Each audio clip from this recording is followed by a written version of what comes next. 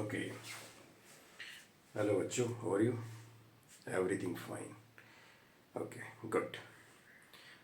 सो हम आगे सीरीज को बढ़ाते हुए आज हम जो नेक्स्ट चैप्टर है वो कॉन्ग्रेंस, हम कॉन्ग्रेंस करने जा रहे हैं, राइट? तो ट्रायंगल के सीरीज में ये एक बहुत बहुत ही इम्पोर्टेंट चैप्टर है कॉन्ग्रेंस। आज हम देखेंगे कॉन्ग्रेंस होता क्या है, राइट? किसी भी दो फिगर को हम कॉन्ग्रेंस कैसे कह सकते हैं, या दो साइड को या दो एंगल को हम कॉन्ग्रेंस कैसे कर सकते हैं, या दो ट्रायंगल को हम कॉन्ग्रेंस कैसे कर सकते हैं, right? So will see today. और सबसे पहले जो आज पहली बार हमारे गुप्ता शर्मा था यूट्यूब चैनल पे आए हैं, मैं उनका वेलकम करता हूं और उनसे ये रिक्वेस्ट करता हूं कि वो इसको लाइक करें, शेयर करें और सब्सक्राइब करें, राइट? और जो हमारे साथ पहले से बने हुए हैं उनका मैं बहुत बहुत धन्यवाद करता हूँ, राइट? तो आज हम देखेंगे कॉन्ग्रेंस चैप्टर, ठीक है? कॉन्ग्रेंस चैप्टर होता क्या है, ओके? सो जैसा कि आप देख रहे हैं कॉन्ग्रेंस, है ना? Congruence it is a very much important part of the triangle, right? Congruence कैसे होता है, क्या होता है? तो सबसे पहले हम ये देखेंगे कि आखिर कॉन्ग्रेंस दो फिगर कैसे कॉन्ग्रेंस हो सकते हैं, right? Congruence in the sense, आप जस्ट एक इम्पॉर्टेंट पॉइंट ध्यान में रखो कि सब कुछ देखने में सेम लगे। करने का मतलब उसकी लेंथ इक्वल हो, उसका एंगल इक्वल हो, राइट? तो दोनों सेम लगे, राइट? कहने का मतलब कि सपोज ये कोई साइड है, इसका अगर हम नाम ए बी दे देते हैं और ए बी दे देते हैं, और इसका हम सी डी, एक दूसरी साइड लेते हैं सी डी दे देते हैं, सी डी दे देते हैं, राइट? तो ये जो ए बी और सी डी है, अगर हम ए बी को उठा के सी डी के ऊपर डाल दें तो सी डी कवर हो जानी चाहिए। ट्राई टू अंडरस्टैंड, समझने की कोशिश कीजिए कि अगर हम ए बी को उठा के सी डी के ऊपर डाल दें तो पूरी तरह से सी डी कवर हो जानी चाहिए, या सी डी वाली लाइन को हम ए बी के ऊपर डाल दें तो पूरी तरह से ए बी कवर हो जानी चाहिए। तो कॉन्ग्रेंस हो गया, क्योंकि दोनों एक दूसरे को कवर कर लिया। कवर इन द सेंस कि दोनों की लेंथ बराबर है ना? दोनों की क्या लेंथ है? दोनों की लेंथ बराबर है, तो वो दोनों बराबर है आपस में, राइट? सपोज एक साइड ऐसे है, दूसरी साइड ऐसे है, तो ये दोनों साइड को अगर उठा के अगर हम इसको, इस साइड को इसके ऊपर डाल दें और इस साइड को, तो हम ये देखेंगे कि पूरा का पूरा साइड ये कवर हो गया, पूरा का पूरा साइड कवर हो गया, ठीक है? अब मुझे एक ही साइड दिख रही है तो वो बराबर हो गया, राइट? कोई भी फिगर ले लिया, सपोज ये एक ट्रायंगल ले लिया हमने, सॉरी स्क्वायर ले लिया, ठीक है? स्क्वायर ले लिया और ये भी एक स्क्वायर ले लिया। समझने की कोशिश कीजिएगा, ये भी एक स्क्वायर ले लिया। अगर अगर अगर ये वाला लेंथ इसके बराबर है, ये वाला लेंथ इसके बराबर है, ये वाला लेंथ इसके बराबर है, ये लेंथ इसके बराबर है, राइट? ये लेंथ इसके बराबर है, ये लेंथ इसके बराबर हो गया, ये अपर साइड इसके अपर साइड के बराबर, दिस लोअर साइड के बराबर है। स्क्वायर में तो पता ही आपको चारों साइड इक्वल होता है, नो इशू। तो सारे साइड अगर इसके इक्वल हैं, अगर अगर ये भी 5 सेंटीमीटर है, ये भी 5 सेंटीमीटर है, लेट इट बी, ठीक है? तो क्या होगा कि दोनों कॉन्ग्रेंस है, दोनों फिगर ही कॉन्ग्रेंस है। कॉन्ग्रेंस का सिंबल कैसे होता है, कॉन्ग्रेंस का सिंबल कैसे लिखते हैं? देखिए, ये ऐसे दो लाइन दे दिया हमने और एक एस बराबर ऐसे कर दिया, कॉन्ग्रेंस हो गया। एक ऐसे एस करके हमने कर दिया तो ये क्या हो गया? कॉन्ग्रेंस हो गया, ठीक है? ये कॉन्ग्रेंस हो गया। दो लाइन को हमने ऐसे दे दिया है और इसी के ऊपर एक एस कर दिया, उल्टा एस, तो ये कॉन्ग्रेंस हो गया, राइट? क्लियर है? चलिए, जैसे कोई भी दो अगर सेम कंपनी का इन्वेलप ले लें, सेम साइज का इन्वेलप ले लें, तो दोनों से आपको सब कुछ सेम ही दिखता है, वो भी कॉन्ग्रेंस हो गया। कोई भी प्लेन फिगर आप उठा लें, कोई भी प्लेन फिगर आप उठा लें, plain figure in the sense कहने का मतलब ये है कि ये भी प्लेन फिगर है। एक प्लेन फिगर हम जैसे रेक्टेंगल ले लेते हैं, सपोज ये हमने रेक्टेंगल ले लिया, है ना? रेक्टेंगल ले लिया और एक रेक्टेंगल और ले लेते हैं हम, ये हमने एक और रेक्टेंगल ले लिया। तो दोनों रेक्टेंगल जो है ना, ये वाला साइड, ये रेक्टेंगल की साइड और ये रेक्टेंगल साइड इक्वल है।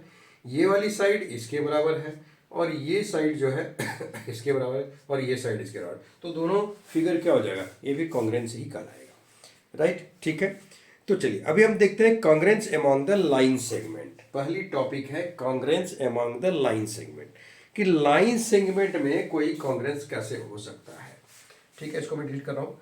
लाइन सेगमेंट में कोई कॉन्ग्रेंस कैसे हो सकता है, हम उसको देखेंगे कि कॉन्ग्रेंस लाइन सेगमेंट में कैसे हो सकता है।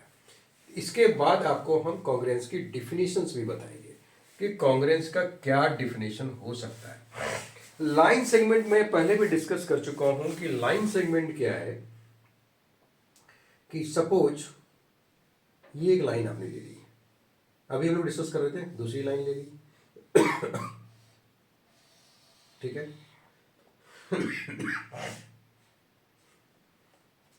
इसका नाम दे दिया मैंने पी क्यू और इसका नाम दे दिया मैंने आर एस। ये दो लाइन सेगमेंट ले ली हमने, ठीक है। कौन सी साइन ले ली? दो लाइन हमने सेगमेंट ले ली, ठीक है। तो ये जो दोनों लाइन सेगमेंट है, हम क्या देखेंगे कि इसकी लाइन और इसकी लेंथ और इसकी लेंथ बराबर होनी चाहिए। बराबर कैसे दिखेगी? अगर ये वाला पी क्यू को उठा के हम आर एस के ऊपर डाल दें तो हमको एक ही दिखे, कोई लंबा ना कोई छोटा ना कोई बड़ा नहीं, मतलब छिप जाए वो। तो इसका मतलब दोनों की लाइन क्या है? इक्वल है।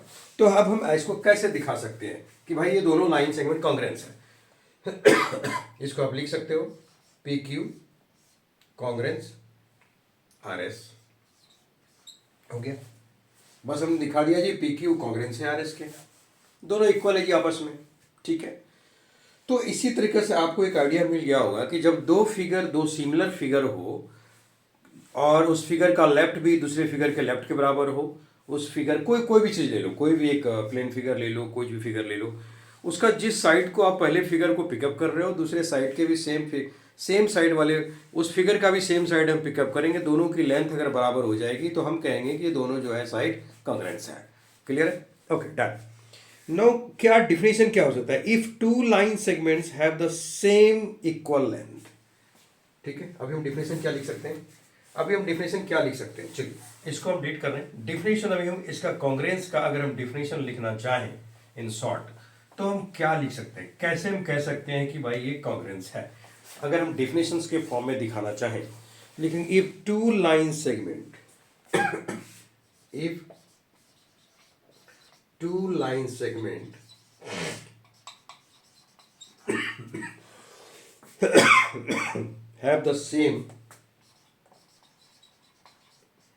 have the same equal length, ठीक है, सेम इक्वल लेंथ है ना।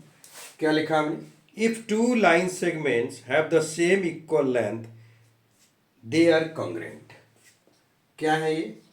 दे आर कॉन्ग्रेंट, है ना। थोड़ा सा याद रखिएगा इसको, क्योंकि आगे जो चैप्टर हम इसमें आगे बढ़ेंगे ये बहुत काम आने वाली बात है। दे आर कॉन्ग्रेंट, ठीक है। Also if two line segments are congruent, also if two line segments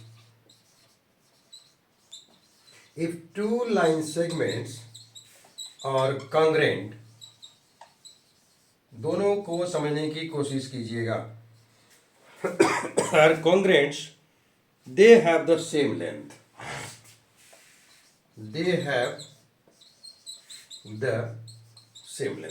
इसको पूरी तरह से हम समझाने की आपको क्लियर करेंगे अभी हम कैसे।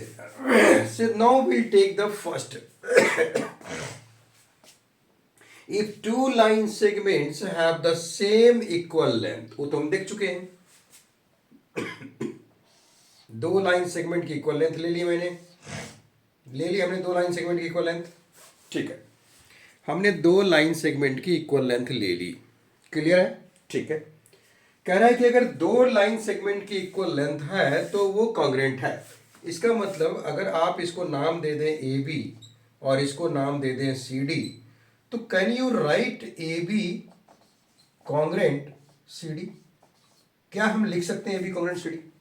लिख सकते हैं ना, क्योंकि दोनों का सेम लेंथ है। चलिए वाइस वर्सा आगे चलते हैं। अनदर लाइन क्या कह रहा है मुझसे? अनदर लाइन क्या कह रहा है आपसे? क्या कह रहा है? कह रहा है कि two line segments are congruent. अब कह रहा है कि पहले से ही उसको कॉन्ग्रेंट कर दिया, टू लाइन सेगमेंट्स को पहले से ही कॉन्ग्रेंट कर दिया। बोला जी कि पी क्यू जो है ये कॉन्ग्रेंट है आर एस के। क्या बोला जी?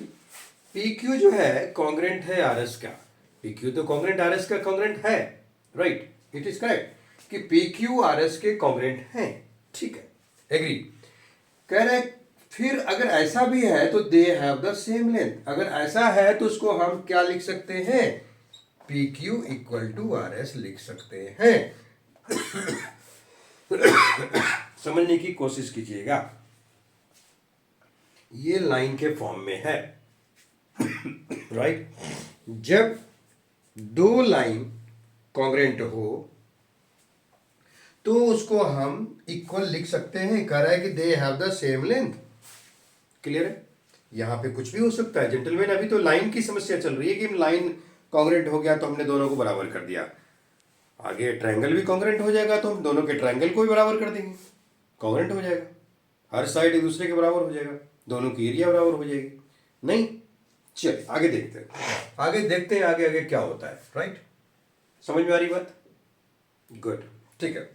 चलिए, तो अभी आपका मैंने जो कॉन्ग्रेंस के बारे में डिस्कस किया ये क्लियर हो गया। कह रहा है कि if two line segments have the same equal length they are congruent. Simple सी बात है, इससे पहले हम लोगों ने बहुत सारे एग्जाम्पल भी देख लिए। भाई दो लाइन सेगमेंट कोई भी है, अगर दोनों की लेंथ इक्वल है तो वो कॉन्ग्रेंट है, और वाइस वर्सा अगर दोनों लाइन सेगमेंट कॉन्ग्रेंट है तो दोनों के सेम लेंथ है। ठीक है, very good. So you can note it down. ठीक है, अब हम इसको डिलीट करते हैं।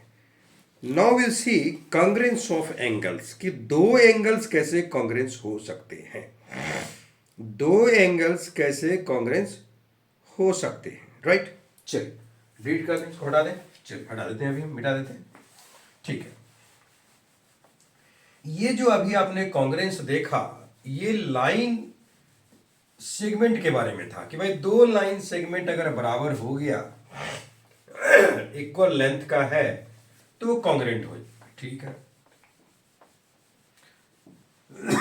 और मैंने ये भी देखा कि अगर दो लाइन सेगमेंट कॉन्ग्रेंट है तो लेंथ में बराबर होगा। राइट, ठीक है जी, okay good. Now will see congruence of angles, कि आखिर कॉन्ग्रेंस ऑफ एंगल्स, एंगल के सेंस में क्या हो सकता है। ये एंगल्स के सेंस में क्या हो सकता है ना। अब हम एंगल्स को देखेंगे कि एंगल के सेंस में क्या हो सकता है ये। ठीक है, अभी हमने लाइन सेगमेंट के सेंस में देखा, अभी हमने लाइन सेगमेंट के सेंस में देखा, लाइन सेगमेंट को हम देख चुके हैं। अब हम नेक्स्ट जो बात कर रहे हैं, किसकी बात कर रहे हैं हम, एंगल की बात कर रहे हैं। ध्यान से देखिएगा, अब हम एंगल की बात कर रहे हैं, इसके इस तरफ आपको हम बताते जाएंगे किस किस की बात हो चुकी है। लाइन सेगमेंट को आपने देख लिया, अब एंगल्स की बात देख लेते हैं। चलिए दो एंगल्स फॉर्म अप करते हैं। सपोज ये दो एंगल है, ये है 40 degree, name it A B C. दूसरा है पी क्यू आर, ये भी 40 डिग्री है। ध्यान दीजिएगा, ध्यान देने वाली बात है। अब आप ये देख रहे हैं कि ये भी एंगल 40 डिग्री है और ये भी एंगल 40 डिग्री, इसका मतलब दोनों एंगल बराबर है, दोनों एंगल बराबर है। तो क्या हम दोनों एंगल को बराबर लिख सकते हैं? कैसे लिखेंगे दोनों एंगल को बराबर? So angle A B C equal to angle P Q R, that you know कि how to name the angles. Right, हम लोग पहले देख चुके हैं एंगल के चैप्टर में कैसे एंगल का नाम देना है। अगर आपको दिक्कत आ रही है तो आप मेरा पूरा प्लेलिस्ट को निकाल के चैनल पे देख सकते हैं, सारे अलग से ही प्लेलिस्ट बने हुए हैं, उसमें आपको सारे वीडियोस मिल जाएंगे। राइट, ठीक है। तो एंगल ए बी सी, ये जो एंगल 40 डिग्री है, तो जिस पॉइंट पे एंगल बना मैंने उसका नाम क्या दिया, इसी पॉइंट पे बी पॉइंट पे एंगल बना था, तो angle A B C 40 degree हो गया, और angle P Q R 40 degree. तो ये पूरा मिलके कितना हो गया जी, angle A B C equal to P Q R equal 40 degree हो गया। क्लियर है? So can we write angle A B C congruent angle P Q R? Can you write? लिख सकते हैं कि नहीं लिख सकते, बताओ लिख सकते हैं कि नहीं लिख सकते हैं? लिख सकते हैं, वेरी गुड, क्योंकि दोनों एंगल आपस में बराबर हैं। दोनों एंगल 40 डिग्री हैं, तो इसलिए हम दोनों एंगल्स को कॉन्ग्रेंट कर सकते हैं, इसमें कोई दिक्कत वाली बात नहीं है। क्लियर है? क्लियर है? So now will take some another example in this angle side only, right? So इसको हम हटा रहे हैं। अब आप ये ध्यान से देखिए, सपोज सपोज सपोज चलिए इसमें छोटा सा और एक ऐड कर देते हैं हम, कि अब हम आर का जो है इसको हम क्या करें, कितना डिग्री ले सकते हैं? ये तो 40 डिग्री ले लिया हमने, ठीक है। इसको अगर हम 45 लेते हैं, कितना डिग्री ले लिए? 45। और इसको भी अगर हम ए बी की सी की तरह मिला देते हैं, इसको हम ये भी हम 45 ले लेते हैं, ले लिया हमने। देखिए लोकेशन भी सेम होना चाहिए, ध्यान रखिएगा, ऐसा नहीं कि कोई भी एंगल किसी से बराबर कर देंगे, नहीं। अगर ये एंगल की पोजीशन यहां है तो इस एंगल की पोजीशन यही होगी, ये ध्यान रखना है आपको। क्लियर है? चल अब हम क्या करेंगे कि इस एंगल का नाम क्या दे सकते हैं हम? इस एंगल का नाम आप ए सी बी दे सकते हैं। ध्यान से देखिएगा gentleman, angle A C B बहुत ही बेहतरीन तरीके से हम लेके आगे बढ़ रहे हैं, बस आप पेशेंस के साथ बने रहिए, आपके सारे डाउट्स क्लियर हो जाएंगे। एंगल ए सी बी कितना है गया जी? 45 डिग्री। यहां भी एंगल पी आर क्यू कितना है जी? पी आर क्यू कितना है जी? 45 डिग्री। दोनों 45 है ना? तो क्या इसको हम कॉन्ग्रेंट नहीं लिख सकते? लिख सकते हैं। Angle A C B congruent हो गया किसके? एंगल पी आर क्यू के। एंगल पी आर क्यू के हो गया कि नहीं हो गया? हो गया कि नहीं हो गया? अब इस एंगल के, इस ट्रायंगल के नाम पे कुछ भी हो सकता है, X Y Z, P Q R S, L M N, कोई भी ट्रायंगल हो सकती है, डोंट बोदर। जस्ट आपको ये देखना है कि दो एंगल की वैल्यूज बराबर हैं कि नहीं है। अब क्वेश्चन आ सकता है कि भाई तीसरा बराबर है कि नहीं है बराबर, तो ऑटोमेटिक बराबर हो जाएगा। ये भी सस्पेंशन आपके दिमाग में रहेगा कि यार तीसरा एंगल तो दिया ही नहीं है इसने, तो हम बराबर कैसे करते हैं? 100% भाई साहब, कि अगर 180 डिग्री का ट्रायंगल होता है, तीनों एंगल्स की सम 180 डिग्री होती है, तो अगर हम 45 को प्लस कर दें तो ये 85 हो गया। 85 180 में से 85 माइनस कर देते कितना हो जाएगा? 95 हो गया। तो क्या ये भी 95 नहीं होगा? तो बिना कुछ कहे वैल्यू निकाले क्या हम नहीं लिख सकते कि angle B A C equal to angle R P Q? Can you write? Can you write angle B A C equal to R P Q? तो angle B A C congruent हो गया किसके? एंगल आर पी क्यू के। समझने की कोशिश कीजिएगा, सबके यूजेस होने वाले हैं, सबका यूज होने वाला है आगे चल के, इसलिए मैं पूरी तरह से और तसल्ली के साथ आपको एक एक पॉइंट क्लियर कर रहा हूं मैं, राइट? पूरी तरह से इसको समझने की कोशिश कीजिएगा, इतनी क्लैरिटी के साथ आपको कहीं भी नहीं मिलेगा, राइट? बने रहिए आप पेशेंस के साथ। तो angle A B C equal to P Q R equal to 40 degree congruent हो गया, ये भी कॉन्ग्रेंट हो गया, ये भी कॉन्ग्रेंट हो गया। हो गया कि नहीं हो गया? चलिए आप इसको नोट कर लीजिए, फिर देखते हैं, राइट? फिर आगे हम देखते हैं क्या हो सकता है।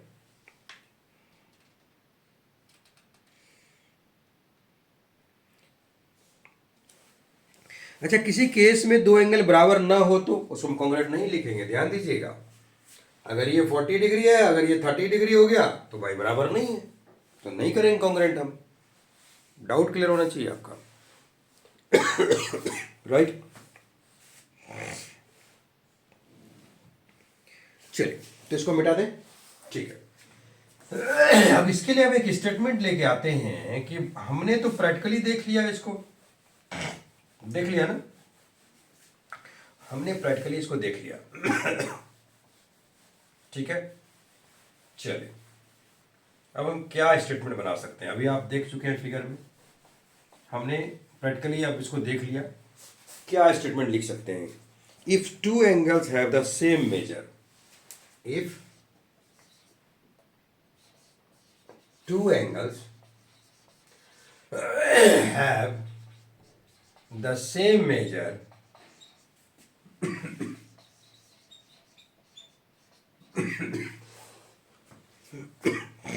They are congruent. देखिए एक एक स्टेप पे आपको हम क्लियर कर रहे हैं, ध्यान रखिएगा, ठीक है। They are congruent, right. Vice versa क्या हो जाएगा, if two angles are congruent, also if two angles are congruent, if two angles are congruent, the measures are same, so their measures are same। समझ गए बात को आप, measures are क्या लिखेंगे, देयर मेजर्स आर सेम, है ना। चलिए समझ में आ गई बात कि भाई जब दो एंगल्स सेम मेजर का है तो कॉन्ग्रेंट होगा, और दोनों एंगल अगर कॉन्ग्रेंट है तो उसकी वैल्यू भी सेम हो जाएगी। क्लियर है, क्लियर है, okay done. So now will proceed further. Okay, अब हम देखेंगे कि कोई भी दो ट्रायंगल कॉन्ग्रेंस कैसे हो सकता है और क्या क्या इसकी पॉसिबिलिटी हो सकती है कि हम दोनों ट्रायंगल को कॉन्ग्रेंट लिख सकते हैं, राइट। ठीक है। सो अब हम दो ट्रायंगल को ड्रॉ करेंगे और इसके बाद जो हम देखेंगे उसमें क्राइटेरिया देखेंगे क्या क्या है। तो सबसे पहले हम आज एक इंट्रोडक्शन है कॉन्ग्रेंस का। अभी हमने लाइन सेगमेंट को देखा, एंगल्स को देखा, अब हम आपके सामने ट्रायंगल्स को लेके आ रहे हैं कि भाई जब दो ट्रायंगल्स, लाइन सेगमेंट हो गया, एंगल हो गया, अब ट्रायंगल को देख लेते हैं। भाई जब दो ट्रायंगल्स की बात हो तो क्या हो सकती है और क्या क्या नहीं हो सकती है उसको हम देखेंगे, ठीक है। Okay done. चलिए इसमें एक वर्ड को याद रखना है कि ट्रायंगल का जब भी बात हो, what is the most important thing, that is we have to think about corresponding sides, right? Now we talk about the triangles, ठीक है। ट्रायंगल्स के केस में क्या होगा, चलिए हम दो ट्रायंगल फॉर्म अप कर लेते हैं, ठीक है। दो ट्रायंगल हमने बना लिया, अभी बना लेते हैं हम दो ट्रायंगल। चलिए क्रिएट कर दिया। एक ट्रायंगल का नाम दे दिया मैं ABC, दूसरे ट्रायंगल का नाम दे दिया PQR। यहां तक क्लियर है। देखिए इसको समझने की कोशिश कीजिएगा क्योंकि आगे का जो प्रॉब्लम है इसी पे बेस्ड है। उससे पहले इसलिए मैंने आपको लाइन सेगमेंट का क्लियर कर दिया, एंगल्स का क्लियर कर दिया और ट्रायंगल्स की बारी है। तो कोई भी ट्रायंगल में दो ही चीज तो होती है, AB एक लाइन सेगमेंट है, AC एक लाइन सेगमेंट है, इसमें PQ लाइन सेगमेंट है, PR है, QR है, यहाँ पे ABC में एक BC भी है। तो ये तीन लाइन सेगमेंट हो गए जो कि ऑलरेडी हम क्लियर कर चुके हैं आपको। एंगल्स की बात करें तो एंगल A हो गया, angle B, angle C, angle PQR। Angles की भी हम बात देख चुके हैं, कौन एंगल जब बराबर होगा तभी कॉन्ग्रेंट होगा। चलिए ये दोनों केसेस इसी ट्रायंगल में प्रेजेंट हैं जिसको हम ऑलरेडी डिस्कस कर चुके हैं आपके साथ, राइट, वेरी नाइस।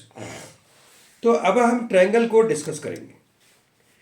हमको एक चीज में ध्यान रखना है कि कोरस्पॉन्डिंग वर्टिसेस क्या क्या है। इस चीज को देखिए, तीन बातें मेरे को इसमें ध्यान रखनी है, तभी हम कोई चीज अच्छी तरह से डिस्कस कर पाएंगे। सबसे पहली बात,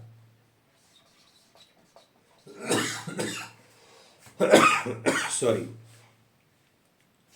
कोरस्पॉन्डिंग वर्टिसेस है ना, कोरस्पॉन्डिंग वर्टिसेस।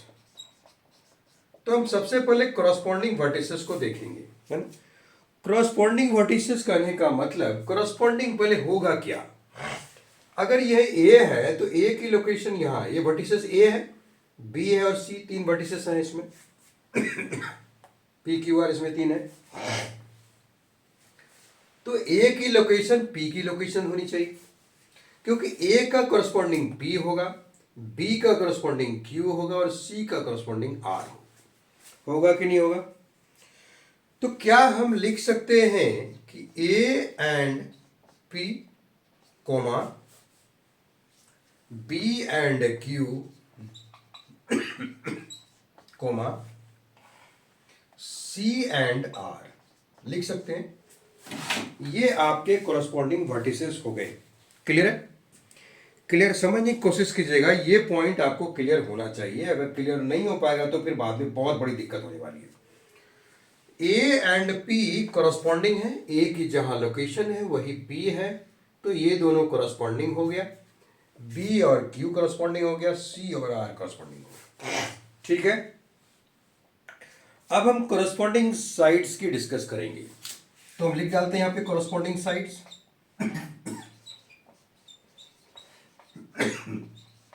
कोरस्पॉन्डिंग साइड क्या क्या होगा? चलिए, अगर हम यहां पे ए बी लेते हैं तो कोरस्पॉन्डिंग साइड क्या हो जाएगा? पी क्यू हो जाएगा। Can we write A B and P Q? हो गया जी पहला काम। अब बताओ बच्चों कि बीसी का कोरस्पॉन्डिंग कौन होगा? ये तो बीसी है आपका। वेरी गुड, तो इसकी कोरस्पॉन्डिंग क्यू आर हो जाएगी।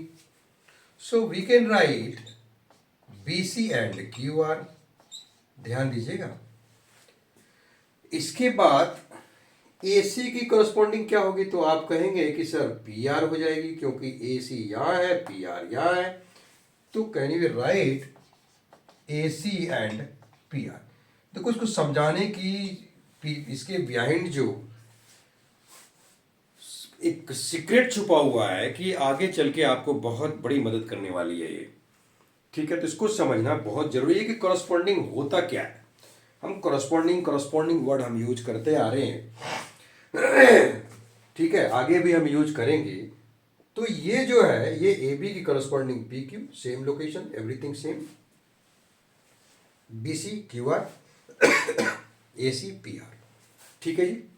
चल, अब हम देखते हैं करस्पॉन्डिंग एंगल्स क्या होता है।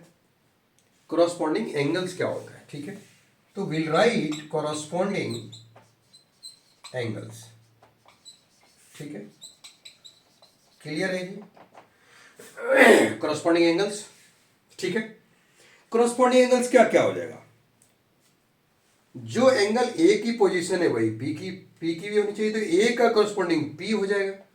So can you write angle A and angle P comma angle B and angle Q comma angle C and angle R. लिख सकते हैं ना? ध्यान से देखिए इस चीज को, ध्यान से देखिए इस चीज को कि हम लिख सकते हैं कि नहीं लिख सकते हैं। It is clear to you? Okay, तो ये तीन चीजें आपको हमेशा समझनी पड़ेगी और आगे भी चैप्टर में यूज आएगा, राइट? इसको आप नोट डाउन कर लें। फर्दर इससे आगे हम नेक्स्ट क्लास में इसके क्या क्या कॉन्ग्रुएंसी के क्राइटेरिया हैं उसको हम डिस्कस करेंगे, राइट? उसको हम डिस्कस करेंगे। ठीक है, इसको आप एक होमवर्क की तरह इसको आप रेडी करेंगे जितना भी मैंने आज बताया, right? And will see in the next class and will discuss the further topic that is a congruency criteria. ठीक है, सो बिफोर दैट मैं ये कहना चाह रहा हूं कि अगर अभी तक आपने सब्सक्राइब नहीं किया है तो इसको आप सब्सक्राइब कर लें और लाइक एंड शेयर भी करें अगर आपको अच्छा लगे तो। ठीक है, अगर आपको अच्छा लगे तो लाइक एंड शेयर भी करें, राइट? और अगर सब्सक्राइब करते हैं तो नेक्स्ट क्लास की नोटिफिकेशन आपको इन एडवांस मिल जाएगी। ठीक है, चलिए, okay, thank you very much. ये आप इसको नोट कर सकते हैं, आप इसको नोट कर सकते हैं। ठीक है, स्क्रीनशॉट ले सकते हैं, कर लीजिए। इसको हम डिलीट करेंगे, राइट? ठीक है, ओके।